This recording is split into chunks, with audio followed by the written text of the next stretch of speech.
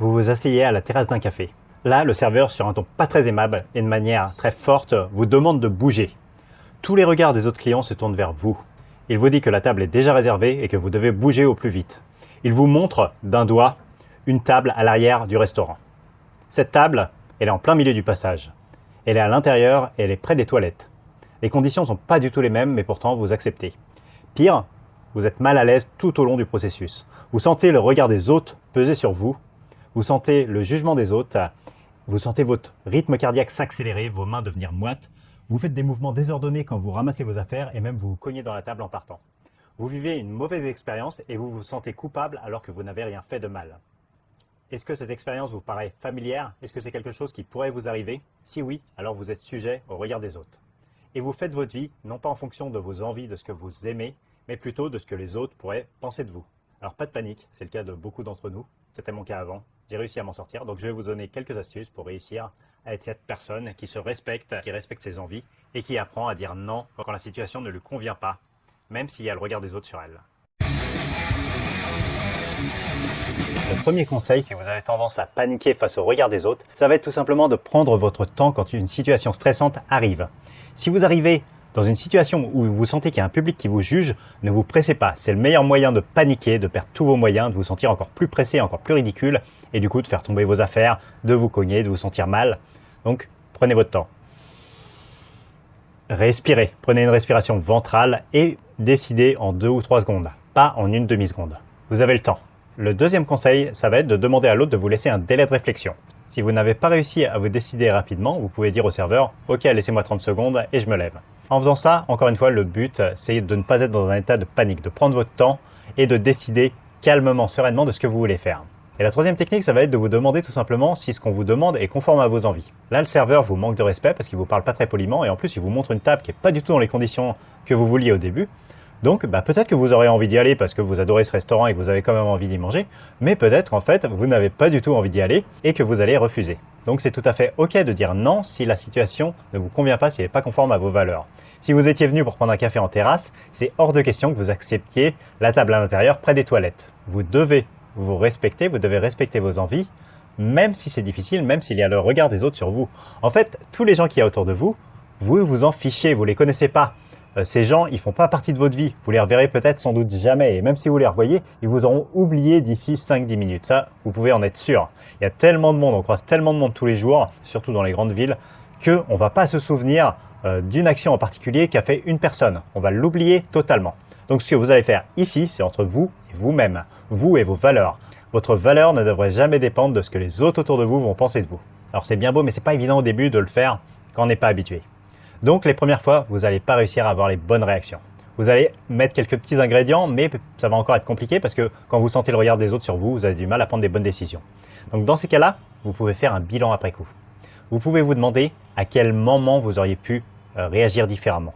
À quel moment vous auriez pu dire non, à quel moment vous auriez pu montrer votre désaccord. Là, dans notre exemple, vous auriez pu faire remarquer au serveur que c'était pas marqué que la table était réservée et que donc vous aviez le droit de vous asseoir là. Vous auriez pu lui faire remarquer aussi qu'il vous l'avait demandé de manière pas très sympathique. Donc vous auriez pu demander, par exemple, à voir son patron ou à lui demander de s'excuser.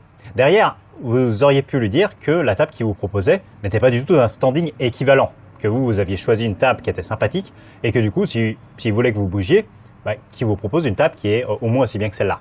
Ou au moins qu'il vous propose une compensation. Qu'il vous dise, voilà, est-ce que vous pouvez vous mettre ici et je vous offre le café. Ça pourrait être quelque chose qui est tolérable. Et ensuite, à n'importe quel moment, vous auriez pu dire, non, écoutez, moi je venais pour prendre un verre en terrasse, donc je ne vais pas rester. Voilà, merci, au revoir. Ça fait plusieurs points d'amélioration, plusieurs endroits où vous auriez pu vous accrocher à vos valeurs, à ce que vous aviez envie, et que vous n'avez peut-être pas fait cette fois-ci.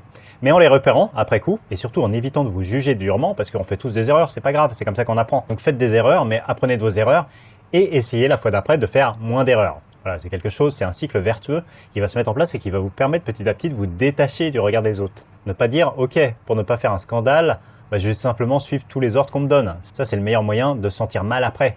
Parce que si le serveur n'était pas dans son droit, s'il vous a demandé de bouger alors qu'à la base vous étiez sur une table qui était tout à fait libre et sur laquelle vous aviez le droit de vous mettre, c'est à lui de s'excuser, c'est à lui d'arranger la situation. Ce n'est pas à vous d'accepter des choses qui sont inacceptables pour lui faire plaisir.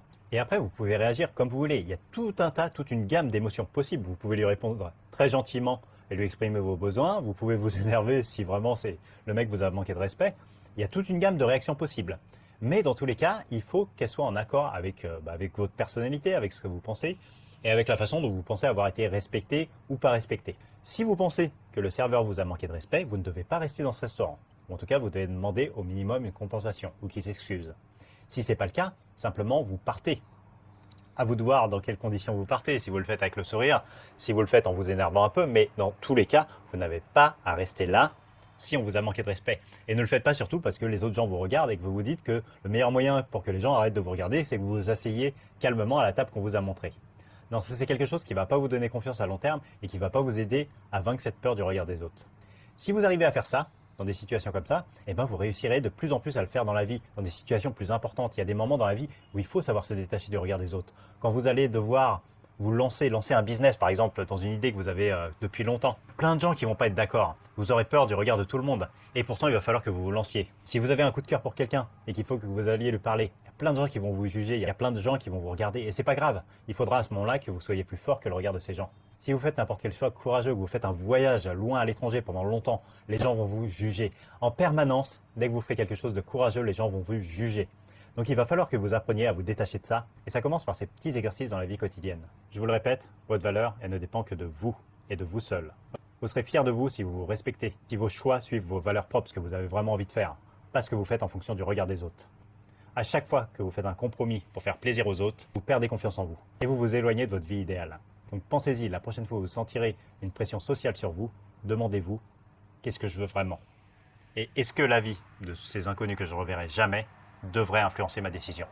Et vous verrez que si vous arrivez à faire ce petit exercice, la plupart du temps, vous vous direz que il faut suivre vos envies, tout simplement. Si vous voulez plus de conseils pour avoir une vie d'aventurier loin de la timidité, je vous mets en dessous le lien d'inscription vers ma conférence gratuite où je vous donne 2 heures de conseils sur la timidité. Je vous souhaite une magnifique journée et puis faites ce que vous voulez. Bye.